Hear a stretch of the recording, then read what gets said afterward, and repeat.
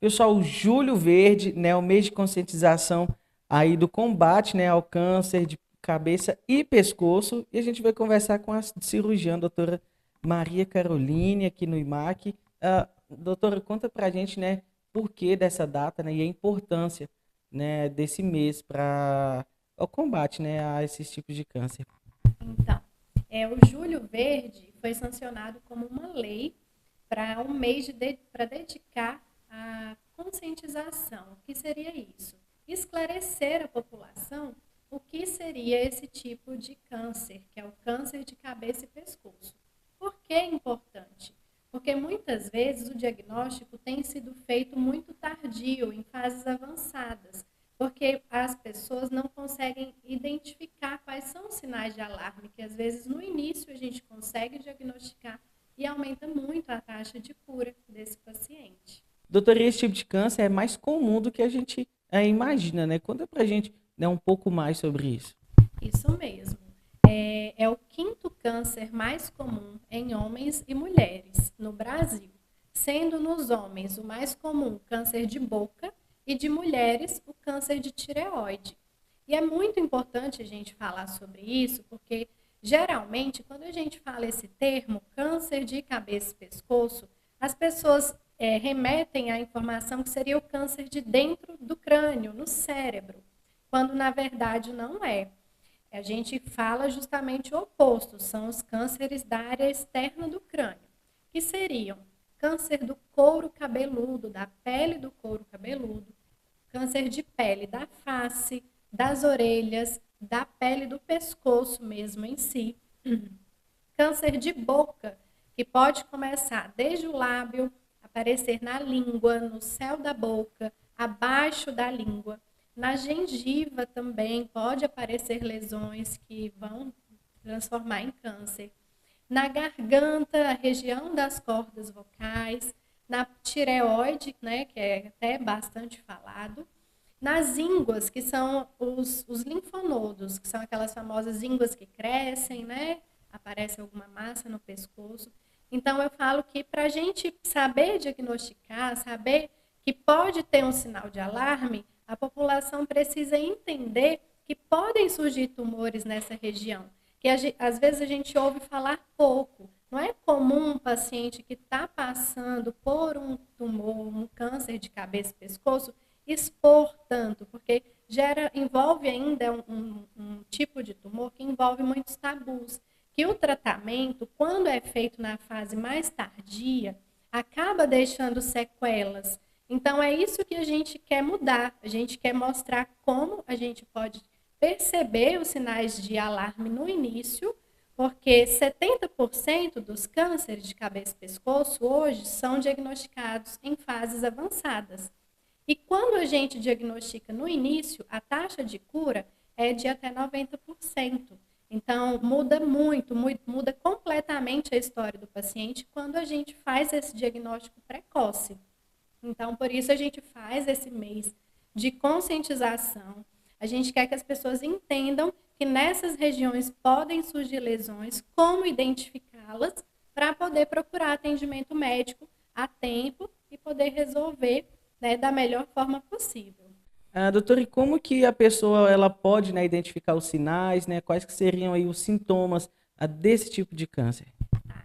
Então a gente precisa ficar alerta quando surgem manchas ou feridas na pele, tanto na pele da face como do couro cabeludo, é, feridas na boca, que desde o lábio até a parte interna da boca, dificuldade ou dor para engolir, algum tipo de sangramento, principalmente se for apenas de um lado do nariz, por exemplo, nódulos ou massas que crescem no pescoço ou até na face, que estariam envolvidos tumores de glândulas salivares, perda de peso importante, sem você estar tentando, né, sem uma causa aparente, febre repetida, febre noturna que não passa.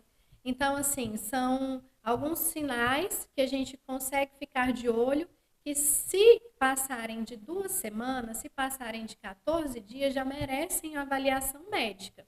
O que eu oriento? Que a gente deve se conhecer, Por exemplo, quando a gente vai lavar o rosto, escovar os dentes, observar na pele como são suas pintas, às vezes até guardar isso como uma foto com uma luz clara, observar. Dali a 6 meses, continuar observando se aquela pinta que você tem não mudou de cor, ou se não surgiu alguma nova, ou alguma ferida. É importante também se palpar, com a palpação bimanual, palpar os lábios, palpar a língua, ver se não aparece, porque às vezes surgem alguns nódulozinhos dentro da língua, né, que a gente consegue palpar. Eu costumo dar uma dica explicando que o nosso corpo é simétrico, não completamente, mas o mais comum é ser simétrico. Então, o que você palpa de um lado é comum encontrar do outro. Se de um lado e do outro está diferente, é algo que precisa de investigação, de avaliação. Então, ficar de olho nesses sinais não é para sair correndo desesperado qualquer coisa que surgir, mas observa, passou de 14 dias, já vale a pena procurar um atendimento médico, idealmente de um especialista, para poder te orientar e investigar da melhor forma. A doutora fala para a gente também sobre os fatores de risco, né? Então, o tabagismo, né, pessoas que fumam, é o principal fator de risco para o desenvolvimento de câncer na cabeça e no pescoço. Não só pelas substâncias cancerígenas que ele tem, mas também porque o cigarro ele causa uma lesão direta na mucosa, que é a pele de dentro do lábio, da boca.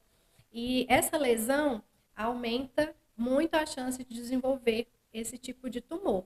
Quando a gente associa, então, o cigarro ao álcool, a gente aumenta em 20 a 40 vezes a chance de desenvolver tumores dessa região. Vem desde o lábio até as cordas vocais, né, a garganta, as amígdalas, até envolvendo o estômago também, que nem está na região da cabeça e do pescoço, né? Outra coisa que deixa a gente bem triste é ver o uso que tem sido feito dos cigarros, esses novos cigarros eletrônicos, porque eles vieram com uma proposta, na verdade, enganosa, né? As pessoas têm consumido cada vez mais, não só a nicotina, não só essas substâncias cancerígenas, eles também têm substâncias que agridem diretamente a mucosa da nossa região intraoral, que aumenta drasticamente a chance de desenvolver esses tipos de tumores também. Os outros fatores de risco são o vírus HPV, está principalmente relacionado a tumores da orofaringe, que é a região da garganta, das amígdalas, da raiz da língua. Outra questão também é o uso de próteses dentárias, a famosa dentadura mesmo. Quando elas não estão bem ajustadas, elas podem causar lesões por atrito direto mesmo, na mucosa da gengiva, na própria língua. Então, essas lesões, com o passar do tempo, acabam se transformando num câncer. Por isso é muito importante quem usa prótese dentária ter um acompanhamento com o dentista regularmente, para caso seja necessário fazer o ajuste, identificar se tem alguma lesão sendo formada que às vezes a pessoa não percebe. Às vezes começa com uma manchinha branca e dali vai gerando a úlcera até se transformar no tumor. Outro fator de risco que a gente também tem para o desenvolvimento do câncer de cabeça e pescoço é o uso de enxaguantes bucais com álcool, uma coisa assim que não, né, é pouco difundida. O enxaguante bucal a gente só pode usar sem álcool, porque o álcool que está contido nele é um dos fatores de risco que agridem diretamente a mucosa também dessa região. Doutor, fala para a gente também sobre a prevenção, né? As medidas de prevenção, o que o pessoal pode fazer para prevenir, né? O câncer de cabeça e pescoço também. Então, além daquelas medidas gerais que a gente, né, deve levar para hábitos de vida saudáveis, como exercer atividade física, evitar o sedentarismo mesmo, a obesidade, alimentar mais saudável, a gente tem como eliminar os fatores de risco, né, da nossa vida, que seria não fumar, não ingerir bebida alcoólica em excesso, evitar uma exposição solar prolongada sem proteção, relacionada aos tumores de pele. A gente também tem, hoje, disponível a vacina contra o HPV, que alguns estudos têm demonstrado que mesmo quem já teve o contato, o uso da vacina, hoje ela já é feita nos adolescentes, né?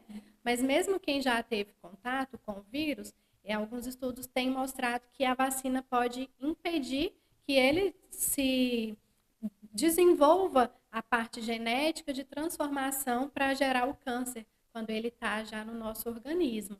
Então, é uma das formas.